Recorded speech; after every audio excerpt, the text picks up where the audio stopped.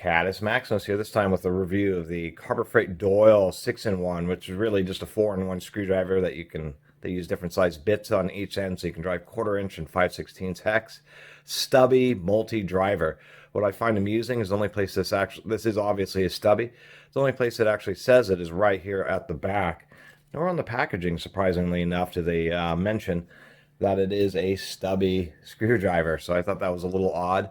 I had reviewed a while ago the full-size version of the Doyle, where they had it pretty overpriced, and it must have been some kind of corporate issue because now it's $14. It's a lot cheaper than when I reviewed it.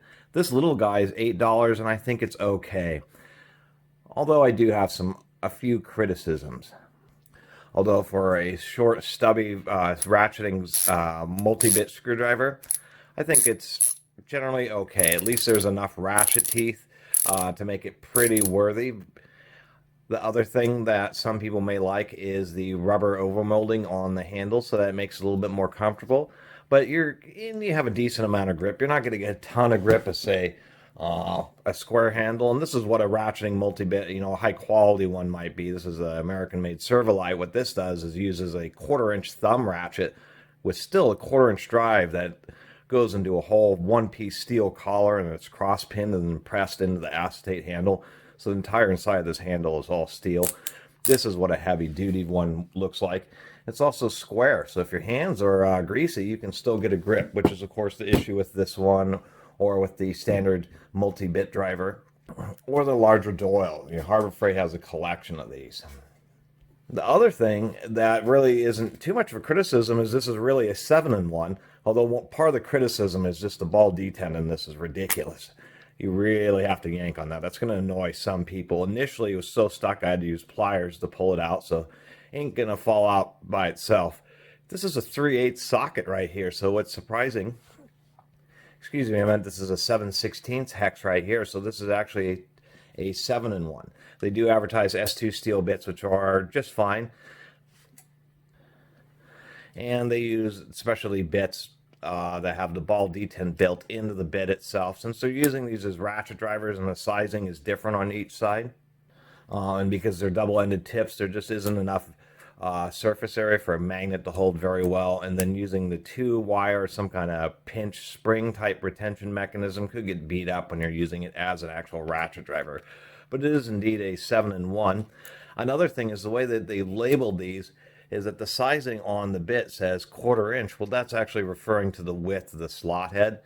And I think that's a little confusing in these drivers when it should be the actual size of the hex. In this case, the 1/4 inch goes into a 5/16 hex. And on this side, the one that says 3/16 goes into is the actual 1/4 inch size. So they could get that just a little bit more straightforward, and it'd be a little bit less confusing. For $8, it's okay because it really is pretty stubby. For around the same price, I'd recommend the PT tools. This happens to be the same thing as a PT tool, but labeled a pro grade.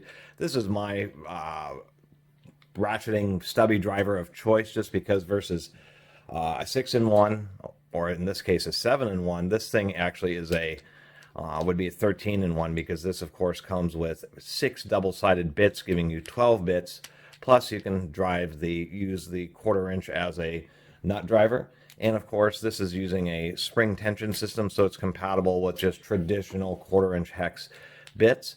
The other thing is the switch is just a little bit easier to use. You're not going to accidentally hit it.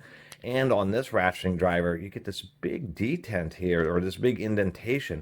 It allows you to get your thumb in there and get a really nice purchase on this, so you can really get a pretty nice grip on it. So that's what I generally recommend, although I'll have to admit that the Doyle is pretty short. It really is about the size of a standard stubby screwdriver. Another thing that I'll have to mention is that all these flip bit or multi-bit drivers, the diameter of these shanks has been a standard for decades and decades. Ever since I believe they've come out, it seemed to be the perfect size, and nobody really wanted to mess with it. So the only compatibility issues, if you have old ones or new ones of these, is this right here, where some may have a really thin pinch and some, like on this Doyle, have a really wide pinch. And so of course the wide pinch won't fit into a thin pinch, but a thin pinch will fit into any one of the drivers that are compatible with a wide pinch, such as the Servolite can certainly use the Doyle's bits. So I do like that. I do like the compatibility. I just don't know, like when they call it heavy duty, when it's obviously not what would be traditionally considered a heavy duty driver. Otherwise, for a little bit less money, you can get this MultiBit driver, which is non-ratcheting, and quite frankly, it feels a lot better just because it has, you know, a solid, it has a cast zinc with aluminum housing over it, and you just get a nice feel for this, nice rubber grip pads on that, and being an overall metal screwdriver, it does just have a little bit more solid of a feeling versus something like this, which is, you know, works out okay, but it's a little bit wobbly, just a little bit plasticky.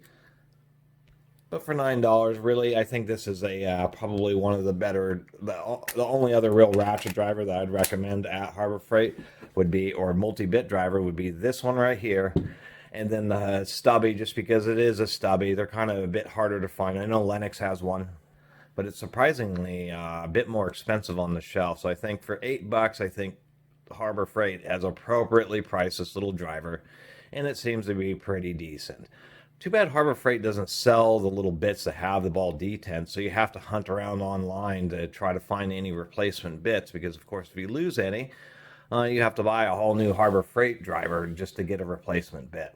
Always been the worst part about Harbor Freight is they absolutely do not sell parts, and they do not sell a lot of accessories. For instance, Harbor Freight has, I did a review a while ago of a Gnor trims, or yeah, like 4.5-inch trim saw, which Harbor Freight has a knockoff, a Bauer knockoff of. But what's hilarious is Harbor Freight does not sell 4.5-inch wood cutting saw blades, even now. So they're selling a power tool, which comes with a blade, but you cannot get any replacement blades from them. So they definitely need to work on that. Overall, sorry for that long video about a stubby little driver, but it had a few aspects where it's truly a 7-in-1, and actually seems okay. And this is going to be a lot easier for people to find than trying to find, you know, the discount warehouses that sell this PT Tools Pro Grade version, although it offers a lot more versatility. Anyway, I really appreciate everybody watching and subscribing. If you haven't subscribed, please do. Until next time, Catus Maximus out.